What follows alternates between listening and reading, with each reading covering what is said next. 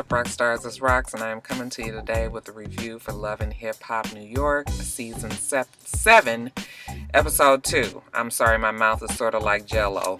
I just left the dentist's office. I'm so fucking tired of the dentist. I'm tired of them digging in my mouth. You guys know I have problem gums, so I've got to keep up on it every 3 months, and I swear it's just such a painful and terrible process. Young girls out there, young boys out there, all my young rock stars, and everybody really needs to take care of their teeth, because you don't want to get to my age and have, you know, pockets and gum issues, and it just, such a fucking, just terrible. So anyway, let me get to this Love and Hip Hop. This is going to be the last one where I am plain face. I'm tired of looking at my face with no makeup on. I know you guys are too, but I've been on vacation. I didn't put on any makeup except for when I went to my nephew's wedding. Other than that, I was makeup free the whole time. It was real nice. So, but it's back to, you know, back to life, back to reality. I'll be back to trying to jazz it up a little bit, but you guys, it's the last day of my vacation. As far as a review, you guys, this show, let's get to it, shall we?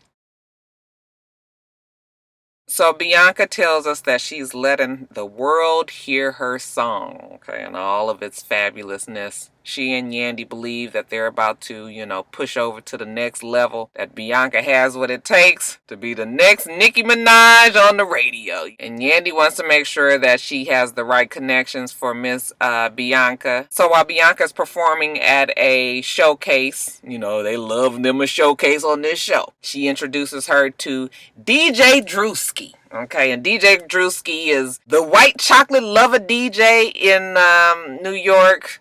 I hate when white guys call themselves white chocolate just because they like, you know, hip hop and R&B and all that. It's just like, you're not white chocolate. You're just fucking white. Anyway, she takes her over to see DJ Druski, and little does Yandy know that Bianca and Druski has a past. That's right. They fooled around a little teeny bit. But DJ Druski, you know, like many of the DJs on this show at least, they have a lot of women in their arsenal. So Bianca, knowing that he was kind of the player, you know, she didn't really give him too much play, but she fooled around with him, kissed around with him, touched around with him, but did not have sex with him. And she ain't gonna let him have sex now because he still has a girlfriend. Now we find out Druski tells us that his girlfriend is also his assistant. I was like, nigga, you keeping it a little too close, right? How you supposed to get your player ways in? You got your girl assisting you at every job. So Bianca says he's not getting none from her, but I guess she's gonna try to keep him around because he can help her career. All of it was stupid to me because I see absolutely no chemistry between the two. But I mean, you know, maybe they'll get their acting levels up, and by the time we get to the next couple of episodes, it'll look like they got something.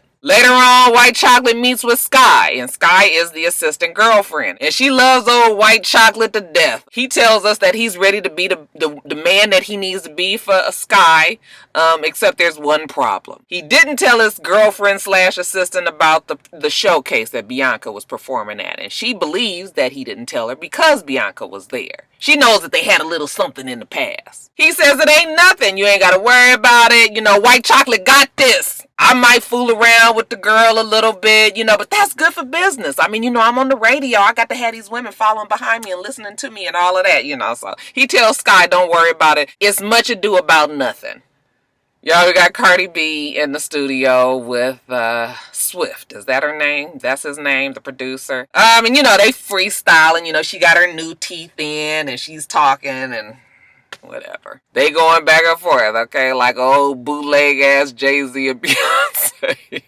After they finish, you know, she tells Swift that, you know, she's feeling some kind of way. She wants to start writing sexual shit. As if she hasn't been so far. You guys have heard her first mixtape, right? Quite sexual. Don't know what more sexual would be. But she knows also that this whole new sexual angle that she's talking about taking might get her off her game. You know, she's going to be on tour with Swift. Okay, and she don't want to lose her focus trying to fuck around with him. But as they're talking and then suddenly they scoot closer and closer together and they stools, you know, next thing you know, they got this all awkward ass fucking kiss and just had absolutely nothing to it. You know, it kind of bumped all hard and shit. I was like, look like old people when they kiss. You know, hurries up after he kisses her for a few seconds. She backs up, is just like, okay, now you done made it a situation. It ain't really a situation, Cardi, because what the fuck was that? Swift says he shouldn't have did it. He got this girl in London and whatnots. But he also can't help himself around Cardi B. She's so irresistible. I guess so, with all that pussy and ass and titty in your face all the motherfucking time. But he also tells us that he knows that Cardi B liked it as well, even though she's trying to act like she don't. Cardi says she ain't really sure how she feels about it, so later on she meets up with Bianca. They meet for drinks. Bianca's telling her about, Druski. Cardi B was like, the white one? Yeah, the white one. Okay, the DJ on the radio. She used to mess around with him, and Cardi B was just like, oh, that's what you like? That's what you do? You do the white boys? Ain't never pegged you for the white boys. You down with the swirl? Okay. I ain't never fucked nobody lighter than me. Did you see when she said that? She was like, white peen. Bianca was like, why she always gotta talk about white peen? It was just like, why are you trying to act like you fucking around with white peen? I'm confused about what Bianca's trying to do. Okay, Bianca says that, the reason why they didn't fuck around to begin with is because he's got all these chicks. She can't trust him. The fact that he has all these girls around. And supposedly he's got this girlfriend now who's an assistant, calls her a bum bitch because she's an assistant. I'm thinking to myself, like, you trying to fuck with him. You ain't all the way on yet. You calling the damn assistant a bum bitch. Okay, but she got the man you want, obviously. So I was just like, and then she tells Cardi B that she's going to steal him. Is this what we aspire to do now, ladies? We get a motherfucker, we see him with somebody else, and then we decide that we gonna steal the nigga from, and then Cardi goes and tells her, do what you gotta do, honey, go get your man. That shit is foul. Ain't nothing good is gonna come from this. Bianca gonna fuck around and get her ass whooped. But anyway, enough about me, Bianca says. What's going on with you and your man? Cardi thinks she's talking about Tommy. No, not Tommy, I'm talking about Swift. It's obvious you two are fucking around. Cardi B tells her how she kissed him in the studio. Oh no, that he kissed her in the studio. And that it's not cheating because she didn't kiss him back. She didn't initiate it. That's what it is. That's her story. She's sticking to it. I'm just like,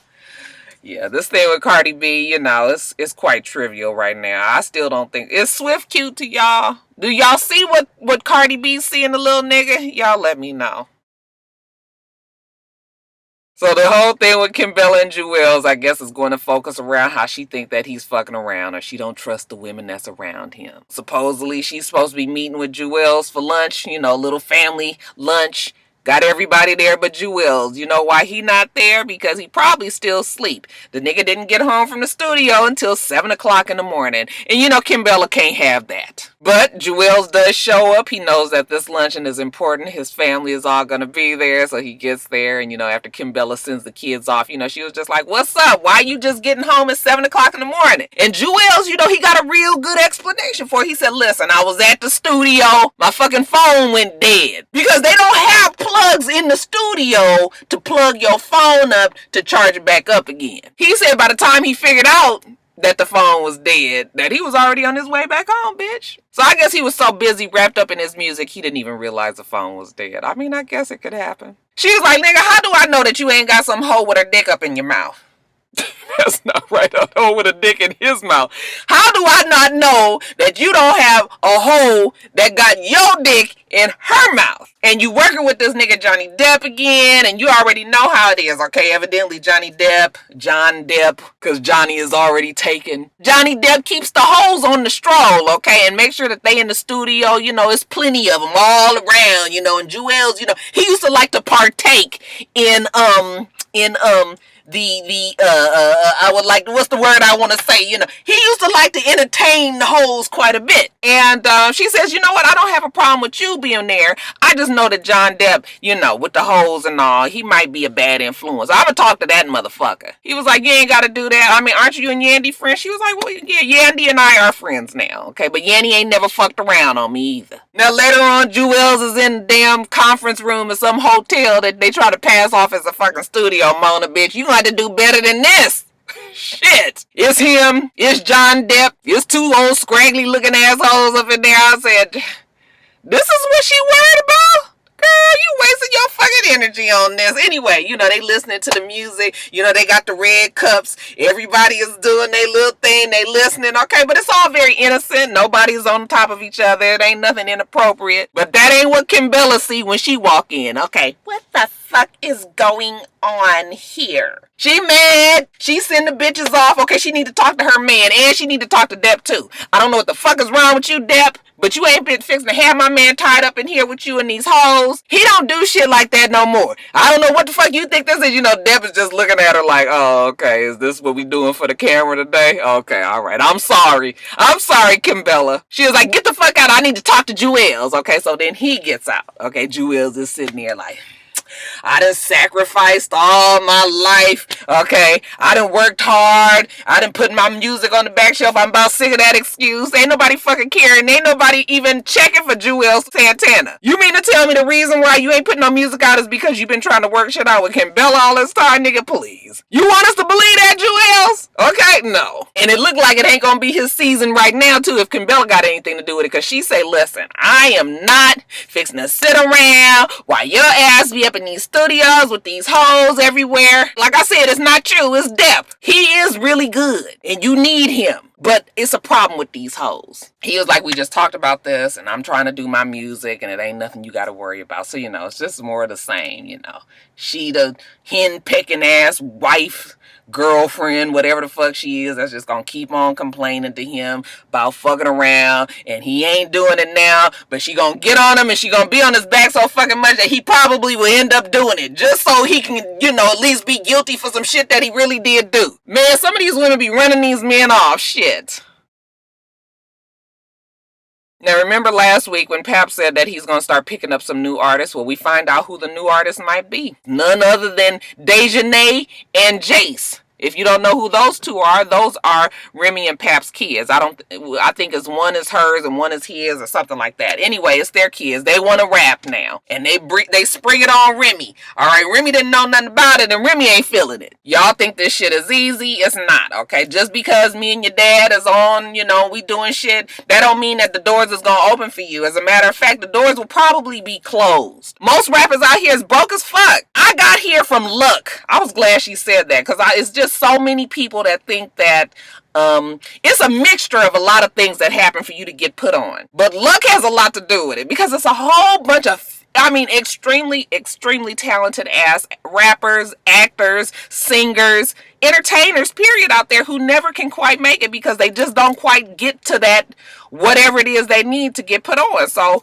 you know, she was telling them the real, probably being a little extra because it's her kids, you know, and all of that. So they was like, no, we want to do this. We want you to listen. Okay. And she was just like, okay, look, I'll listen. Y'all better not fucking be whack. You ain't fixing to embarrass me. So later on, they have, they're at the studio, or where were they at the studio? They were somewhere. Might be that same hotel conference room that Mona got for Juelz in the next room. Okay. They want Remy to hear the song. So, you know, first Dejanay, she gets up first and, you know, she's rapping. I would have learned it for you guys, but y'all know I just got back in town. Okay. But anyway, she's doing her rap and she's cursing and, you know, throwing out designer names and all that, you know, and Remy is just kind of sitting there listening like, okay. When she finishes, she looks at Pap. She's like, okay, so she could just curse in front of us like that. You ain't got nothing to say. He was like, no, she expressing herself. This is the song, you know. So Remy already got a little issue with that. Okay, now it's time for Jace to get up there. Jace gets up there and actually Jace sounds good. At first, when he first started, I was just listening like, okay.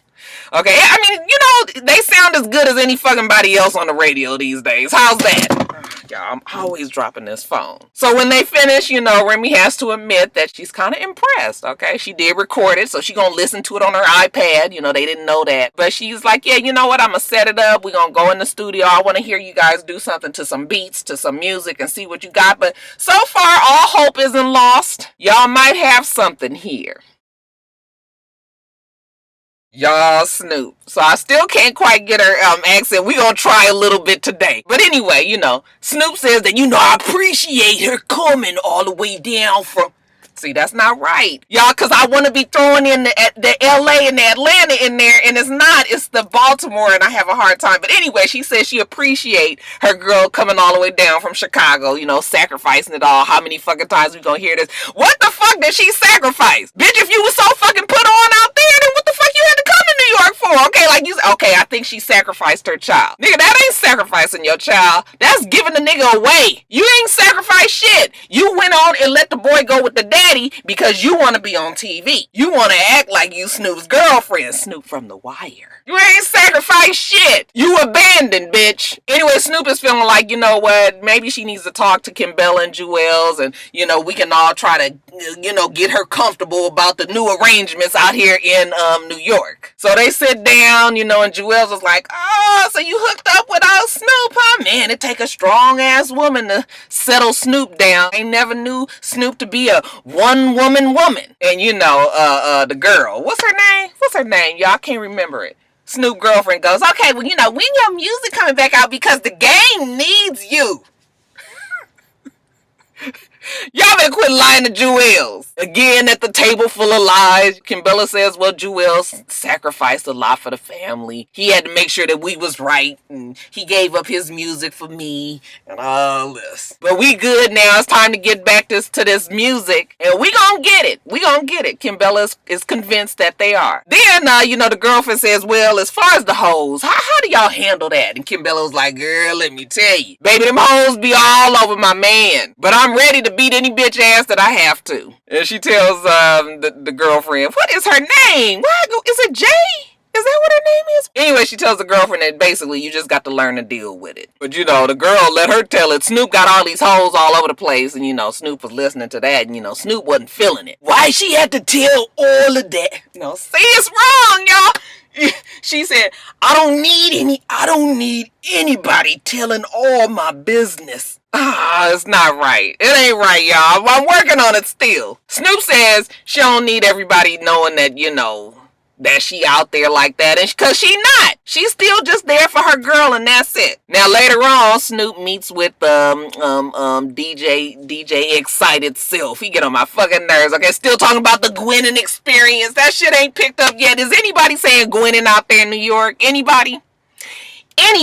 Snoop says she got the gorgeous gangster. Snoop say she got gorgeous gangster. It's not right. Gorgeous. You know my label, gorgeous gangster. And that's her. I guess she's gonna be breaking out female rappers and singers and all of that. So they're trying to get their artists off the ground, and DJ Excited Self tells her to come on down, meet with Richie D and him. They gonna listen to this girl named Sophie who supposed to be spitting on the mic that night. So we got Sophie up there. You know, Sophie, you may know me from this, you may know me from that, you may know me, bitch, we don't know you. We don't know you. She rapping on some old flicked ass shit. I said, what is going on with these people? Child, it was a mess. But when she finished, they give her enough hope that both Gwenin Entertainment and Gorgeous Gangster is interested. They vying for her attention. They flirting and everything. You know, Snoop, she just going on and on you. She get a little tickle. She's like, I said, what the fuck on the laugh? Child, it was just the craziest thing. But Snoop was throwing the flirtation down real hard. So much so that both DJ Excited Self and Richie D was looking like, well, damn. The women love Snoop's butch ass. I can say butch, right? Gay ladies out there. I can say butch. That's still politically correct, right? Y'all know I always got to ask. Anyway, while they just sitting there talking, you know, they start talking about their different jobs. Sophie say that she got a podcast. Snoop say she got a sex toy line. And it's called the G-Spot. Okay, do you know anything about the G-Spot? You know, Snoop says, I know how to hit the G-Spot. That was almost it. The whole thing was on some old new level creep squad shit, okay? I hope Richie D and Excited Self learned something that night. Now, later on, you know, Snoop, she goes to join Sophie at her podcast. And this is in the big conference room at a hotel that Mona rented out for everybody. They got two bitches up there with Sophie. They ain't said shit the whole time. I said, baby, do you work there? They just hired you for the day. Sophie is turning it on, honey. She's turning it on. She's flirting, you know. I have Snoop in the building today. You know, Snoop, I like how you say that. Say it again. Okay, I got Snoop in the building. Okay, so they going back and forth. Snoop got this toy line, like I said, it's the G spot. They flirting, and Sophia's turning it on. She says what she would do if she had Snoop. She gets the strawberry. She splits it on the wine glass so that some of the strawberry juice can go into the wine glass. Then she go and she feeds it to Snoop. Okay, she just doing the most. And Snoop was like, after all the drinks of wine, Sophie was looking fine. Although Snoop wasn't ready for the level of wholeness that Sophie was throwing her way, Snoop asked her, "Are you bi?" She was like, "Nope, strictly dickly." Okay, and then Snoop was like, "Shit, I would turn you all the way out." That was almost it. Then she gets up and she feeds Sophie strawberries. And you know what? Why not commemorate this moment by posting it on social media? So, Sophie has her video camera, her phone, up, and she's videotaping them. And, they all laugh. And, this is my baby Snoop. And, the strawberries and everything. Well, you already know that old girl's going to see that and not be too pleased, right? Okay, so when she come back from Chicago, because, she had to go and check on her baby up there, make sure that she left enough food out on the porch for him. Old Drea style, bitch, just leave the baby and just be gone so fucking weird. She back now because now she got to get Snoop together. She done seen the video of Snoop and she's sick of this shit. So she pack all her shit up in one suitcase and then she wait for Snoop to get home so she can go off on her. I did not sacrifice my whole life in Chicago for this shit. Who the fuck is this bitch? Who is this bitch? You keep trying me. You fucking trying me. You and these random bitches every time I turn around. I need you to respect me. You supposed to be my woman and I'm getting all this disrespect. We supposed to be partners, but we not. Okay, the whole time she going off on her, Snoop is trying to interject and like, wait a minute, let me see. Hold on, will you shut up, sir? Let me talk. Then when she finally tries to explain to her what it was, okay, that still ain't enough for old girl, okay? She jump on top of the damn counter. Why we not partners? Why the fuck we not partners? I was like, bitch, you is way up and too close all through here somewhere. She trying to take the Tommy from Love and Hip Hop Hollywood. She trying to take that route, jumping up on counter. Girl, get your ass up off this fucking counter. Snoop was just like, you can do whatever you want to do, but don't but don't put your hands on me. Okay, she about to piss me off. That's not it, y'all. I'm sorry. I'll be trying, y'all. I got my throat fucked up and everything.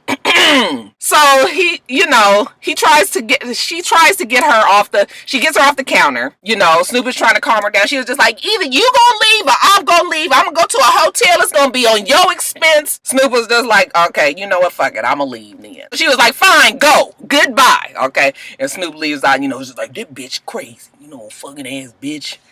Crazy. And she walks off down the hallway. So that's the dramas with Snoop and her woman. Whole bunch of acting, y'all. Just acting. Alright, you guys, that's it. Back to work tomorrow. I'm so sad my vacation is over. All the way over now. But I still got some good things happening in my life. So it's all good. You guys, let me get off of here. Make sure that you rate, comment, and subscribe to the channel. I'm itsrox. The channel is for itsrox. And everything else I do will be in the bottom bar. Alright. So I hope that you have a wonderful, wonderful rest of your day. And I plan on doing the same. Till next time, Roxstars. Bye.